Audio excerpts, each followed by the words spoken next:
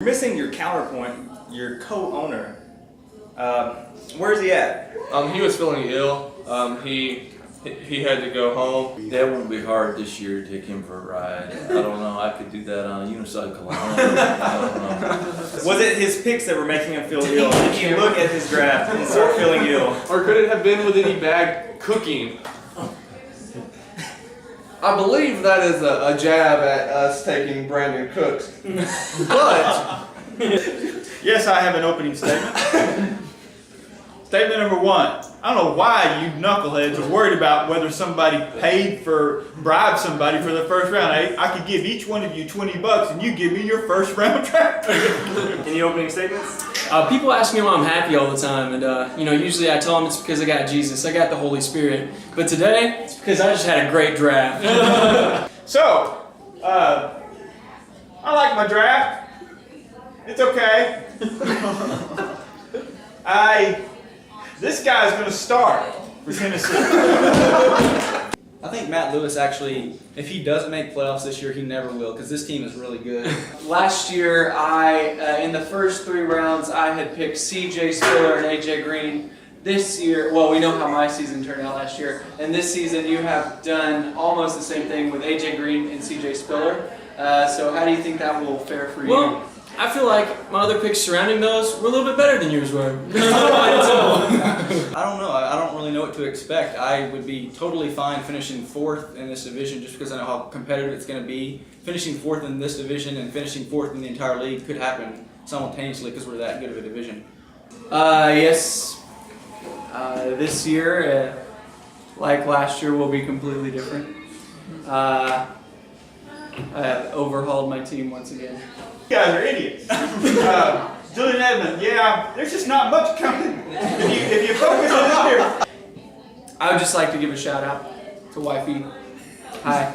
Not paying Alex to get the first overall pick. He actually begged me for it. Was on his hands and knees and really crying in Stacy's barbecue. They say that drafting a successful fantasy team is very similar to having and raising a child. What are your thoughts on that? Well, if that's the case, then I have quite a few more years of practice. Let me tell you something. There's this kid named Cameron Nolly that's got it all together. He put it into my little Excel file, and bada bing, bada boom. so far, you've had very little success as far as fantasy football goes. But I've heard wise men say that the secret to success is to offend the greatest number of people. Is that something that you strive for? And is that something that you use to compensate lack of fantasy success? No, it just comes natural. Division with Caleb, Brad, and Alex. You're in a very favorable position, and I feel like if you're not to make playoffs, it would be a letdown. How do you feel you're going to, can you keep the momentum of previous seasons, of at least winning 7 games, and maybe you think you could add 3 or 4 more? And I think so. I think that I had my best draft this year over any other year, any other previous year. So, and if I don't make playoffs, y'all won't be able to find me for about 3 months. I'll be gone. Okay. How would I? Under what standards do I have the second worst draft? All of them. Okay. I catch a lot of flack every year. Doesn't matter who I draft. I could draft Peyton Manning, Calvin Johnson, and Adrian Peterson, and I would be labeled as the second worst draft.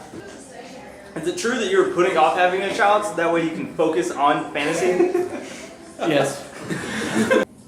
Cameron has been quoted by saying that following any of your championships, you're always getting the Big Will Award, or you're at least up for the Big Will Award. What do you have to say about that?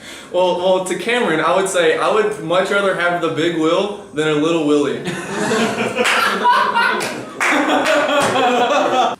Well, I would like to say this. I played Blake last week 1, and his season is just going to be a boondoggle. It's just going to be a boom diggity doggle, and he's gonna get a rude awakening really quick. Would you agree that good is good, but better is only half as good? I believe you're quoting me from last year. If I can't be good, I'm gonna make it look good. think that's what I said. But it doesn't look very It seems an almost prophetic statement because your team was not good by most standards, but they look good by winning the championship. And as far as I can tell, in any competitive arena, championships are the only thing that matters. I'm coming after him. I'm coming after Cameron. Coming after Bradley. And Alex, it doesn't really matter. So. There's going to be a Shrekkening. And you better check yourself before you Shrek yourself. I've gotten to the precipice of winning the past 2 years and haven't been able to pull through. Does that hurt? Yes, it was painful. Yes. Is this your coming out statement? I'm saving that for when I win the trophy. As long as Cordell Patterson can stay on the field, he will be this year's Josh Gordon, and I can promise you that. No, I wouldn't say I'm elite because I haven't won a championship, but I'm really consistent and I'm better than most of the other owners in the league. But, you know, I'm like a little engine that could. 1 year, I'm going to get it. Just stay consistent. I'll get it. Because I'm coming into this league like a Shrekin ball, and I'm about to turn this place into the Shrek Republic. So you all better Shrekignize, because when I win this trophy, I'm shoving it up each and every one of your Shrekdoms. With the drafting of Michael Sam, there's been a lot of rumors about the diversity of our league. And by using the word outfit describing what you wear, is that somehow an insinuation into where you stand on this draft? Next question. Describe myself as unsuccessful in this league. I think I'm third all time in wins. I've made the playoffs 75% of the time, which is a lot more than some owners can say. It's a lot more than every owner on the trophy can say. So I would describe myself as a successful owner. Yes, sir. A few people have already stated that they thought you had the best draft. What do you have to say to them? I did have the best draft. Like Shrek, your namesake, who on your team would you feel like is your sidekick donkey? Well, Aaron Rodgers is the main man on the team. So I would have to say Demaryius Thomas is the donkey of the team. Any other? Is there a pick you wish that you could have back and do over, looking at your draft? No, I thought I did pretty good. I have confidence in myself that I can draft people that I don't know who they are because I feel like my team's going to be okay. When the trade was made official with Colton and I, my honest response was, "What the heck just happened?" I didn't remember offering the trade, to be honest, and I'd forgotten about it until he accepted it. Jace Amaro, I'm not even sure if I'm pronouncing that right. I think he went to Texas Tech and he will be dropped tonight at 2 a.m. I think there's a lot of ways you can measure success. I think if you just try to measure it by one way, you know that you're gonna really have an incomplete picture of it. You know, nobody you wouldn't call a fish a failure because it couldn't fly. You know. I don't know what that means. I feel like Cameron and I are the glue that holds this league together. We provide this league an opportunity to shine, and I'm just excited to have Cameron in the league with me. He's someone that deserves to be in the same division as me. He's the reason why this league is so exciting every year. But I'm gonna kill him whenever I play him. Do you have any advice for Sean Iyer, who selected Sam Bradford, which I dubbed that the Carter and Andy Memorial pick? Well, yeah, be kind of Shrekless.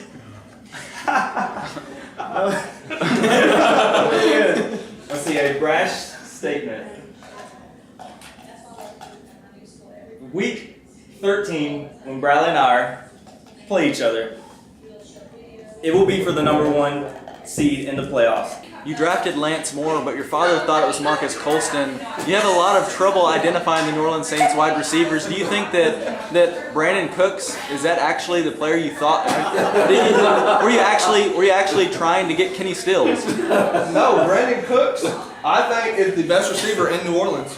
Last year, your booty was the focus of all your questioning. This year, it's kind of been your wife. Leaving her at home, is there anything that's different about her that you don't want us to see, like No. I mean, like a belly? no. You know, guys. Belly is not a good term. A bump. That would be better. No, there is no bump. Believe me. Luke McCowan. And who is he? undrafted,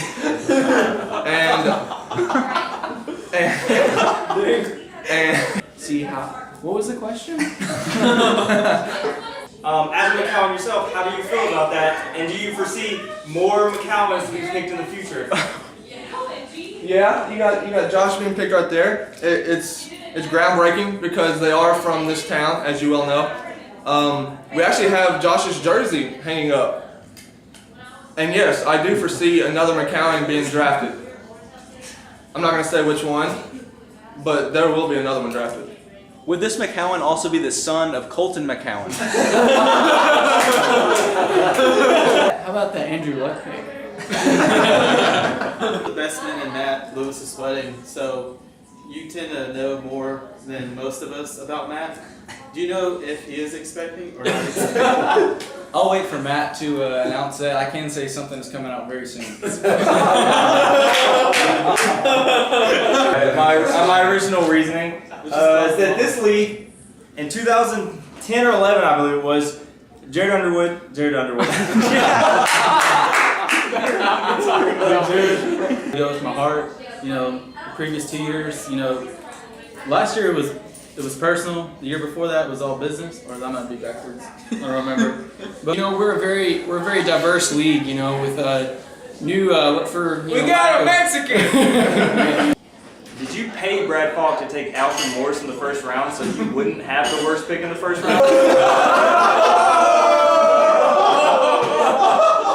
gonna have to cut that